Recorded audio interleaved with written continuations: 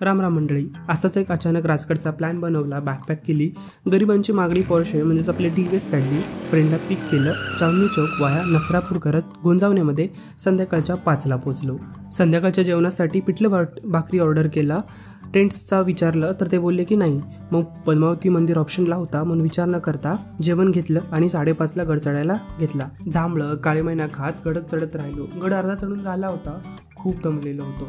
Photo वगैरे काढले, थोडा विश्राम घेतला, परत गड चढायला सुरुवात केली. चोर दरवाजापर्यंत पोचायला आम्हाला संध्याकाळचे 7:30 वाजले. खूप अंधार पसरलेला आणि जंगलातून वेगवेगळे आवाज येत होते. तेवढ्यात आम्ही 7:30ला चोर दरवाजापर्यंत पोहोचलो आणि तेवढे तिथं विश्रांती घेऊन परत पद्मावती मंदिराकडे प्रस्थान केलं. मंदिरात प्रवेश करताच काही आपल्यासारखेच मंडळींची ओळख झाली. किरण, गिरीश, सतीश, दिग्विजय. आम्ही सगळ्यांनी मिळून जेवण केलं आणि झोपी गेलो. सकाळी 6 वाजता उठून परत सुवळमाचीकडे जायचं ठरलं. पण यावेळी सुवळमाची किल्ल्यातून नाही तर किल्ल्याच्या बाहेरून बघायचं ठरवलं. तडबुर्जाच्या बाहेरून म्हणजेच महाराजांच्या काळातील चोर वाटेतून सुवळमाचीच्या बाहेरच्या बाजूस पोहोचलो. हा एक्सपिरियन्स वेगळाच होता, कारण अशी गडप्रेमी पहिल्यांदाच भेटलेली, ज्यांना गड फिरायचा नव्हता तर तो अभ्यासायचा होता. राजगडाची ही माझी 5वी वेळ, पण वाटत होतं की पहिल्यांदा पाहतोय. तिथे स्नारी करून काळेश्वरी माचीकडे प्रस्थान केलं.